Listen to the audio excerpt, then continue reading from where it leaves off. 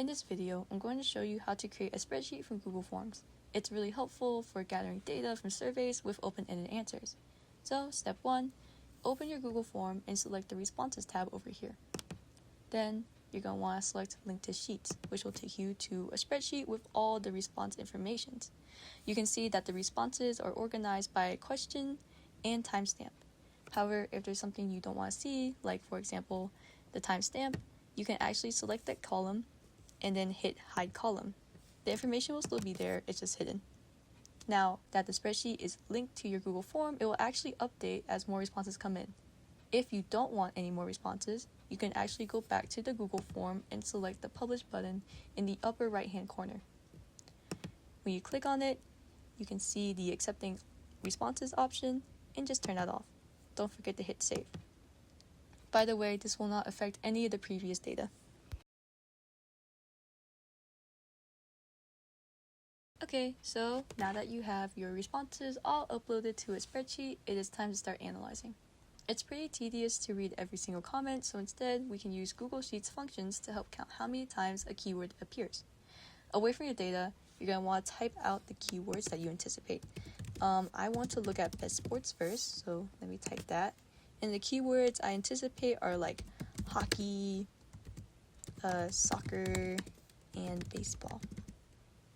And let's do some organization while we're at it, just that way it's easier to read later on. Now, underneath every single keyword, you're going to type out this function: $count if, open parentheses. Then you're going to want to select all the cells that you want to see. So for us, we want to look at column D, so we can select it right here. If you want to be more specific though and not include like the question, you can actually select the cell, the starting cell, which would be D2, right?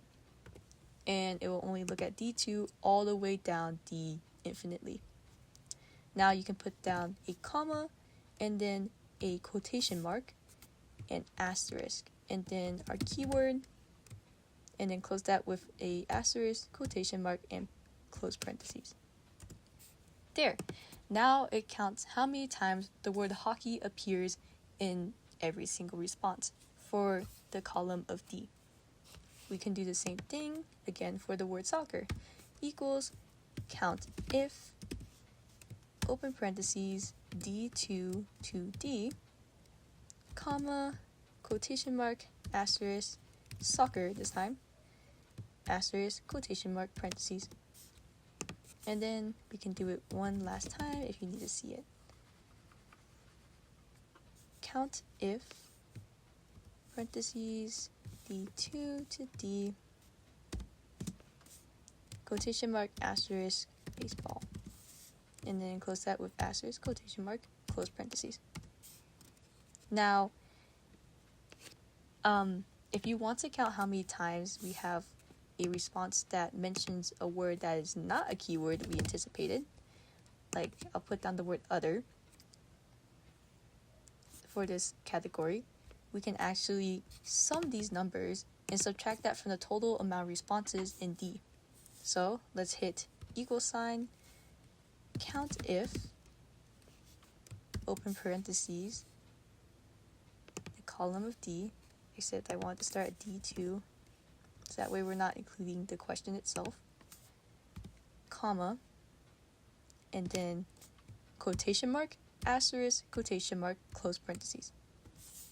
That counts how many responses there are, how many cells in the section we selected, which is D2 to D, have information in them or have words. However, we want to take the total and subtract how many actually have keywords we already counted for.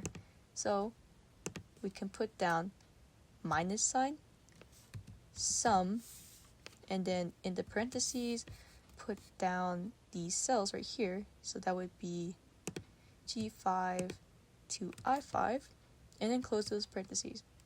Now it subtracts how many answers, or it finds the difference between the total amount of responses and then the responses that already have keywords in them, which is 10. So now you know how to organize data quickly and analyze information using Google Forms, Sheets, and functions. By the way, I quickly threw this video together using 100 random names list and Reddit comments. These responses are not meant to reflect a specific person's opinion. Anyways, I hope you enjoyed this video and that it was helpful and that your research goes really well.